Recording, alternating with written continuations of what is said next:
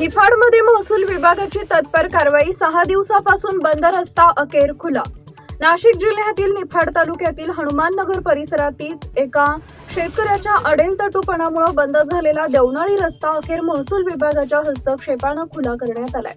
या रस्त्यामुळे स्थानिक नागरिक, शालेय विद्यार्थी तसेच शेतमाल वाहतूक करणाऱ्या शेतकऱ्यांना गेल्या 6 दिवसांपासून मोठा त्रास सहन करावा लागत होता।